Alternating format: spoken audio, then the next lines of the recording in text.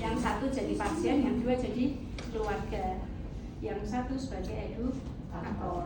Nah, maju, totok-totok, masuk, perawatnya nyambut, ya, perawatnya nyambut berdiri, kemudian salaman, silakan masuk, ya, silakan masuk, kan otomatis. Nah, yang silakan masuk belum duduk kan pasien dan keluarga kan belum duduk dulu. Nah, sambil salaman lagi atau langsung dengan bapak siapa, dengan ibu siapa, siapa udah kenalan, monggo silahkan duduk, terus duduk, itu boleh. Ya, terus habis itu ini atau ini kan menjabat tangannya di belakang ya. Jadi dengan totok-totok, terus pasien suruh masuk, sudah masuk, terus nyambut sambil salaman, taruh perkenalan, itu bisa. Ya. Tapi nanti tergantung yang menilai ya. Kalau yang menilai monoton kayak gini ya waduh susah saya menjalankan. Jadi makanya saya menjelaskannya harus dari awal ya. Jadi menyambut pasien, kemudian sambil berdiri lah, silahkan masuk. Nggak usah salaman, silahkan masuk. Yang kedua silahkan masuk. Setelah masuk, terus perawatnya sudah di posisi ini, salaman dengan Ata, Mbak siapa, Ata, siapa, monggo silahkan duduk. Nah, duduk. Terus habis itu setelah duduk bagus, terus tanya ada perlu apa, ini, terus ini pasien kan tadi ini yang sakit apa, yang sakit siapa, atau yang sakit siapa, yang sakitnya apa. Ini lebih jauh riwayatnya ini sudah minum obat apa belum, rutin kontrol atau tidak, ya.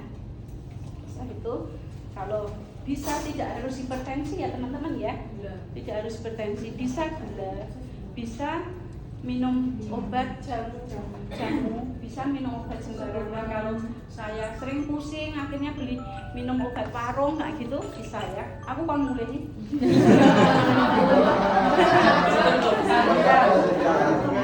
Jadi nanti diantar masalah. Ya, jadi misalkan keluhannya sering pusing akhirnya saya minum obat warung itu boleh ya. Obat warung kan salah satunya juga ya. Boleh. Terus baru setelah menanyakan itu kan otomatis keluarganya menjelaskan tadi saya sudah periksa dokter AP. Terus saya disuruh ketemu sama perawat CAPD untuk diberitahu tentang CAPD itu apa, atau cuci darah lewat perut lah. Cuci darah lewat perut itu apa? Oh iya, sekarang saya jelaskan ya Bu tentang cuci darah lewat perut ya. Mulai dari metode perawatan dan latihan kayak gitu. Jadi metode aksesnya dengan operasi. Nah, operasi harus dijelaskan ya, perawatan metodenya dengan operasi. Oke, berhenti di situ enggak apa-apa. Terus perawatan dan latihan training ini harus dijelaskan sedetail mungkin. Ya, misalkan ini kan perawatan dan latihan atau training pasca pemasangan akses itu harus dijelaskan. Kok pasiennya bingung, mulai nggawa selang itu sampai diapake gak ngerti. Akan dijelaskan nanti pada waktu training enggak bisa. Harus dijelaskan di awal biar nanti pasien itu mengambil keputusan itu dari situ. Ya, jelas nggih? Seperti yang tadi saya sampaikan sudah hampir semua sama. Terus komplikasinya nggak usah dijelaskan tentang apa ini. Di sini komplikasinya tentang apa? Ada peritonitis, ada infeksi, ada hernia, malnutrisi, nggak usah. Yang paling sering terjadi adalah peritonitis, infeksi, itu aja. Yang paling sering terjadi pada waktu komplikasi apa ya? Efek samping yang paling sering terjadi adalah infeksi. Nah, infeksi itu ada penyebabnya Bu. Kalau penjenengan melakukan tindakan dengan baik, infeksi tidak akan terjadi. Tapi kalau penjenengan melakukan pergantian cairan yang sae, pasti akan terjadi infeksi.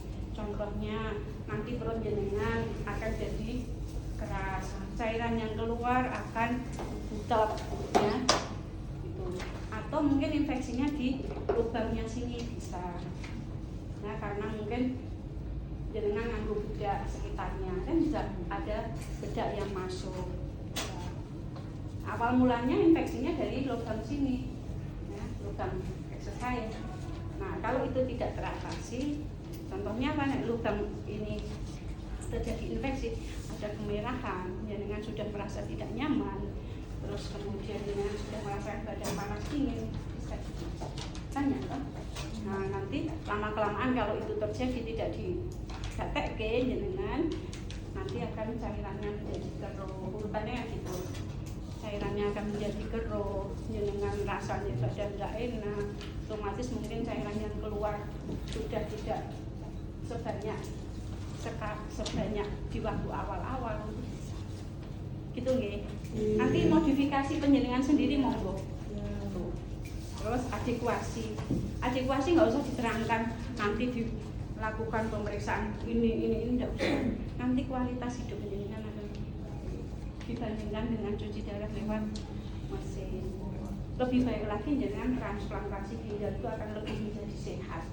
Udah cukup nek misalkan sampai ke transplant. Ya. Terus nutrisi simpel aja. Nek jenengan cuci darah lewat mesin itu makan minumnya dibatasi. Kalau pakai ini akan lebih bebas. Misalkan kalau cuci darah lewat mesin itu tahu tempe tidak boleh, kalau cuci darah lewat ini boleh, karena jenengan sehari itu bisa cuci 4 kali. Udah selesai ya, jelas. Terus habis itu medianya liplek, bahasanya sederhana aja. Terus menyampaikan prosedur yang terkait benar.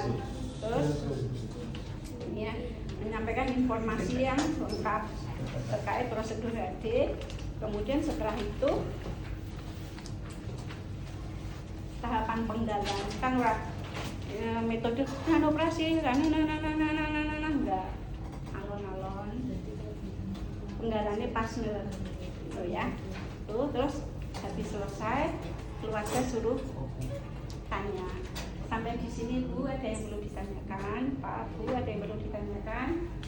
Nah, pasien tanya boleh, misalkan tadi kan penjelasannya enggak sudah, terus nanti diganti sehari bisa ganti 4 kali, caranya gimana boleh, itu pengembangan dari pasien kan pasien pengen tahu toh ya. Gitu. Nanti ada caranya itu ada 1,5, pemakaiannya sekian jam, 2,5 pada waktu malam hari atau jenengan bepergian karena waktunya lebih lama boleh. Itu pengembangan dari pertanyaan pasien, bukan dari minat. Ya. Itu ya, jelas nggih.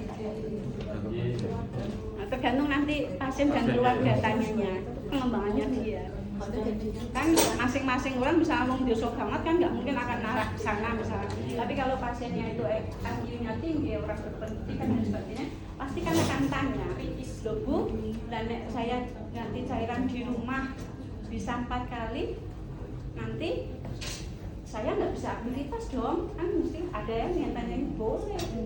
Itu tergantung dari masing-masing keluarga. Semakin kritis pasien atau keluarganya akan semakin berkembang boleh. Ya. Tapi kan itu simulasi kok nek wis kok kancamu sampai kritis banget.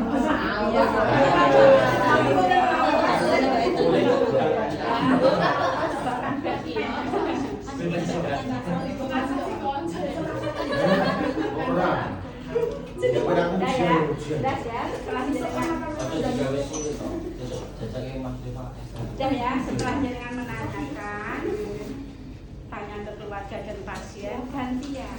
Sudah jelas ya Bu ya. Sekarang kalau penjenengan sudah ada pertanyaan lagi, tidak ada. Oke, kalau tidak ada pertanyaan lagi, gantian saya yang tanya. Pertanyaannya apa? Silahkan.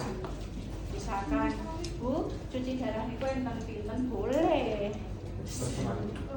Cuci darah lewat perut itu sing marak ke komplikasi yang sering apa? Kesampingin apa mau? Boleh. Tak saya siramen takok. Salah.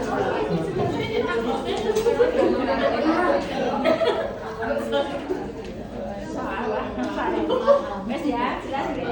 Setelah itu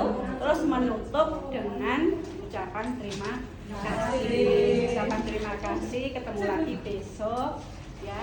Terus nanti monggo setelah itu dirembuk sama keluarga, pilih yang mana, pilih cuci darah dengan mesin atau cuci darah lewat perut. Kalau jenengan sudah ACC dengan penjelasan saya, misalkan pengen dengan cuci darah lewat perut, nanti ketemu lagi ke tempatnya dokter Ade lagi bilang kalau sudah ACC cuci darah lewat perut, ya nanti dikonsulkan ke dokter berikutnya. Sudah. Oh iya Bu, terima kasih Pak, terima kasih. Sudah, tidak ada pertanyaan lagi, enggak? Oke, sudah cukup. Oke, terima kasih, berdiri lagi, salaman, pulang.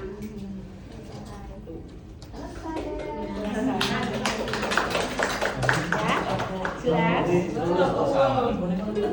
Kan perawat kulino edukasi ya.